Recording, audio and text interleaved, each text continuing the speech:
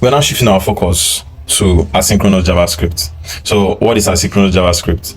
Asynchronous JavaScript is the opposite of synchronous. So synchronous means you do things step by step, but sometimes it might not happen that way. So sometimes some things might take longer, even though they are on the queue. So you might need to do that thing and return an answer later. So that's just it basically. So we usually use the concept of promise in JavaScript. So how does this work?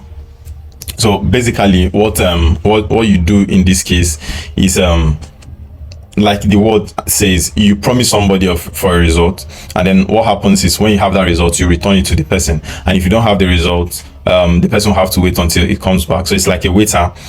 When you go to a restaurant, the waiter comes to take your order and then gives it to those in the kitchen to get it ready, and when the food is ready, it brings it to you. So you have to wait during this period for you to get what you want. So during this period that you are waiting, you can be doing something else while that food gets to you. So that's just the concept of promise, and we're going to see this, how this works in code now.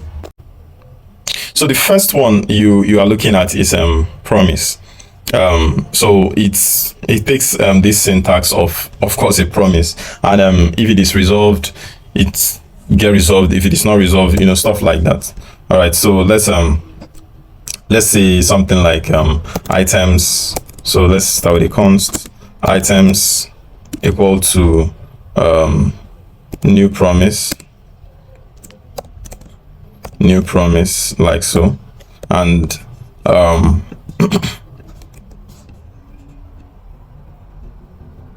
it takes a callback function inside of it, as you can see here, and then inside here you can make a call to something.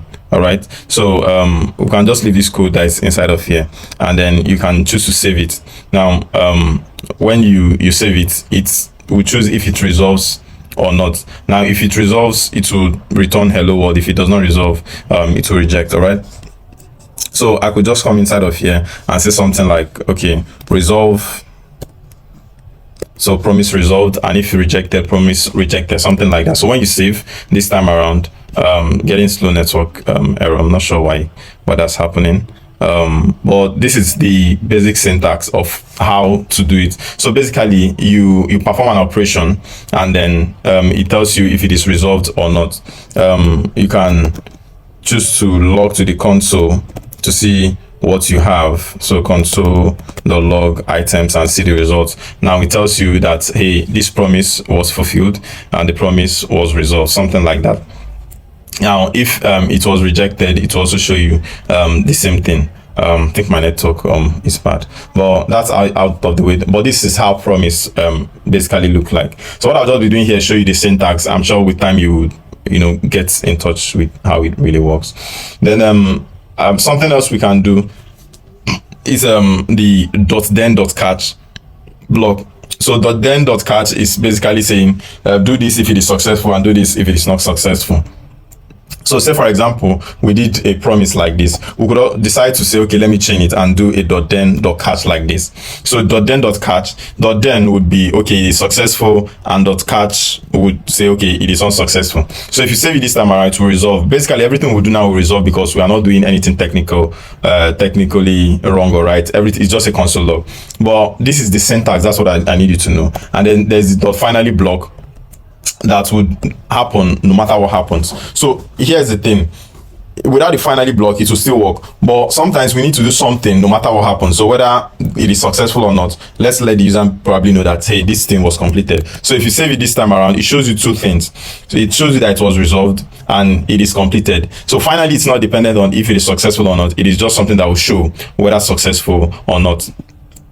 And then the third one would be try catch. So if you want to use the try catch block, it does similar thing to what the .then.catch does. So it just opens a try block. So inside of the try block, it's going to try a bunch of code. Now, if that code doesn't work, then it's going to throw an error inside of the catch block. That's just it basically. All right. So inside of here, we have the items.then, and it's going to show us whatever it has in the data. I'll have the console.log errors. So when you save this, it's also going to resolve. Like I told you, nothing is going to go wrong here. But when we eventually use it for fetching data or something like that, then we'll see how it really works. And it also have a finally block too, like the dots then dot catch one. So the finally block would also happen either it's successful or not. So when you save this, you should have two. So the first one is that the finally block executed and the promise is resolved. So there might be a bit of difference in the way the code is and the way it's resolved, but that's not a problem. As we get into working with API, it will get clearer.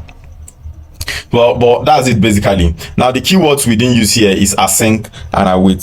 So what's this keyword? These two keywords basically shows that a function is an asynchronous function, and the second one shows that a particular line of code needs time to execute. So if we want to use either of this here, we'll now come to maybe like this promise here and say, okay, this callback function here should be an async function, an asynchronous function, and then whatever code we have inside should be an await one. So we just add the await in front of the resolve here, showing that we need to wait for this to happen, and also add an await here saying that okay, we need to wait for this to happen. So when we save this, everything should still work exactly the same, like I told you. Sorry, everything should still work exactly the same as we discussed, but with this now we now understand. I'm not sure why this is working like this. So we now understand how you can handle asynchronous functions that need time to be executed. All right, and that's what we'll be doing in the next part, which is API fetch. So we'll be discussing fetch. This is basically how you can fetch data from a remote location. So we see this in many places, say blog posts. First of all, in most blog posts, it is fetched from somewhere really far off, and so when you fetch this data, you render it on your own page. So how does this thing work? This is where you see the power of asynchronous JavaScript, and that's what we want to do. It is called fetch. Fetch does not just happen on its own. You need to tie it to an asynchronous event. All right, so now that we've gotten this out of the way, what we want to do is to go to our browser and let's go get an API. So basically you need to know that an API is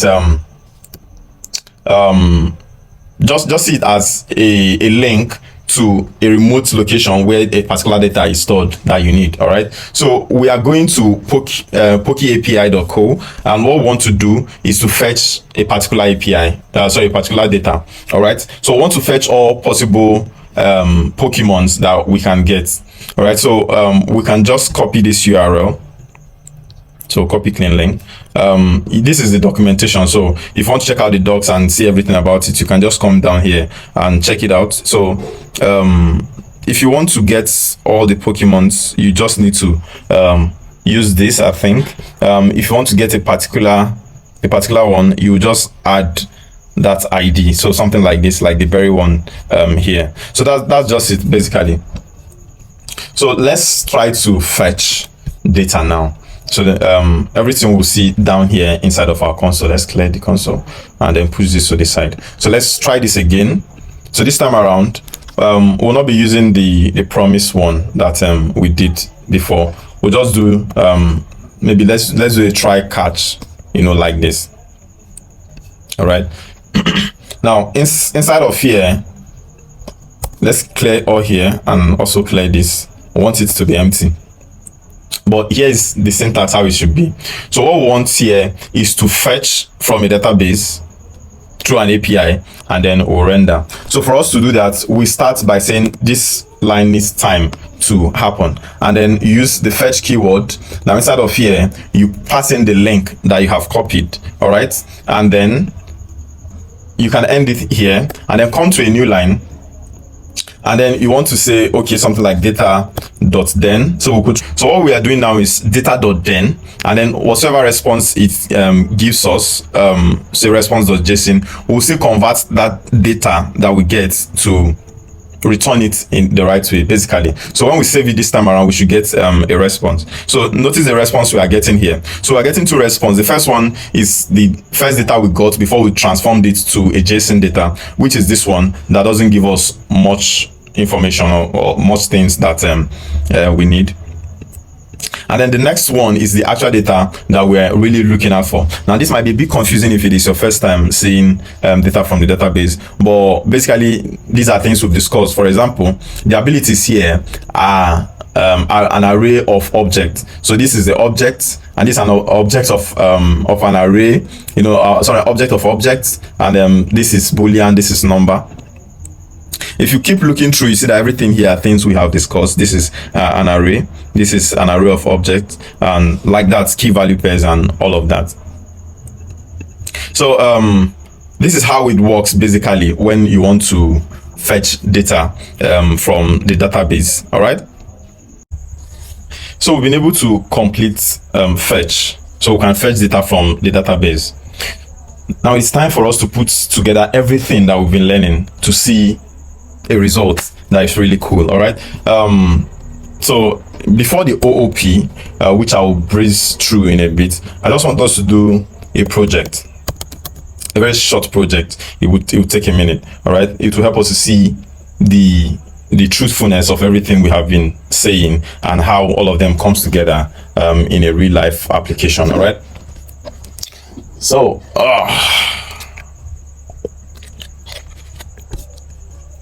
let's move back into our project here. We can close the console. All right, now what we want to do is to create a Pokemon's project. All right, so let's maybe let's use, say, a h3 here and say Pokemon, something like that. All right, Pokemon's. Great. All right, what we want to do is to use that same API reference that we did before and then fetch data. All right, so so this is what we'll be using rather. So let me copy this again, sorry, and then just paste it. All right, like this. So get rid of this last part. We're not doing that. So what we want to do is, of course, fetch, but we don't just want to fetch this time around. We also want to render it on our page to just see how this works.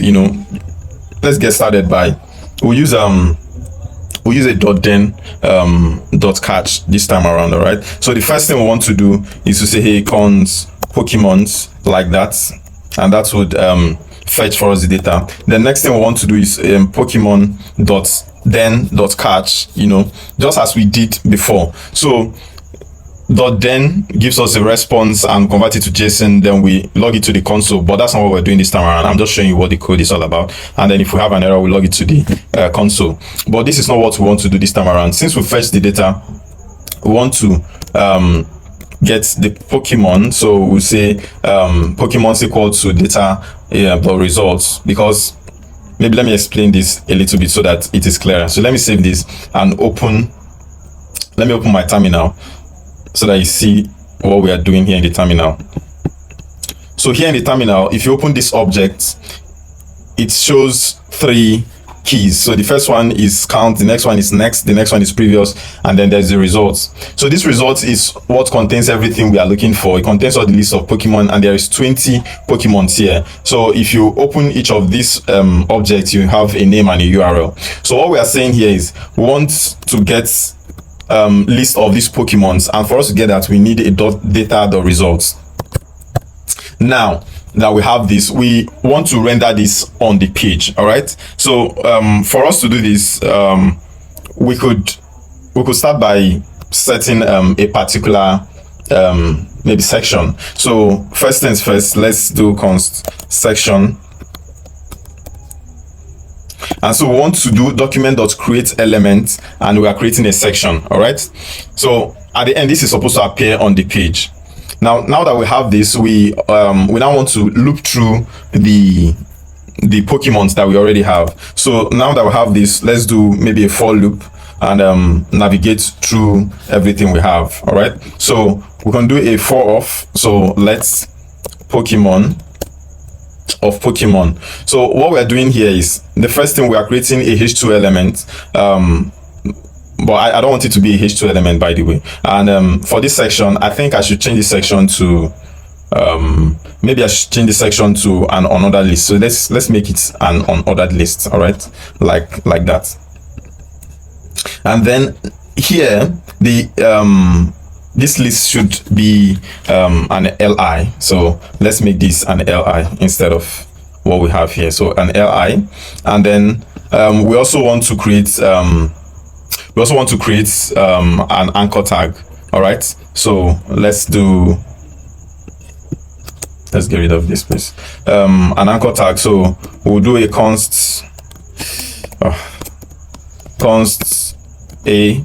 So we are creating an anchor tag at this point. So we are creating the a tag. Now we'll now pass in the data for each of these. So for each of these tags that we've created, we want to do li dot inner text, and we say Pokemon.name. So each of these Pokemon, the name will be rendered. All right, and then the next thing we want to do is each of this anchor tag, pass in this href, that's Pokemon.url, and also pass in the inner HTML or inner text to be details. So what it means is when you see your Pokemon, you also see the details. Now that we have all of this, we want to append the child to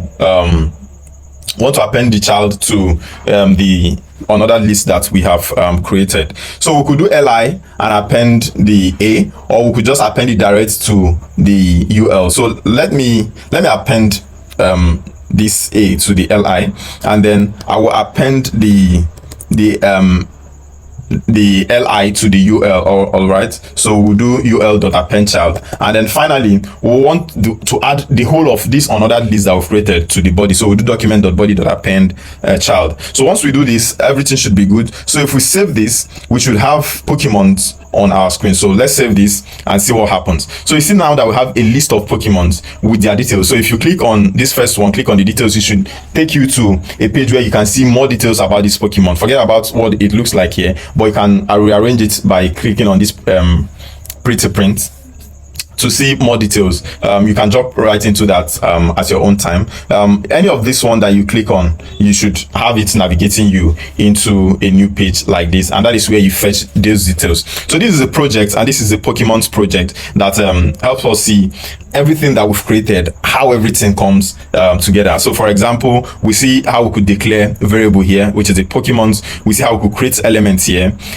We saw how we could add text to a particular element. We saw how we could append a child, and just like that. So that is it for this Pokemon's project. Thank you for sitting through this part, and now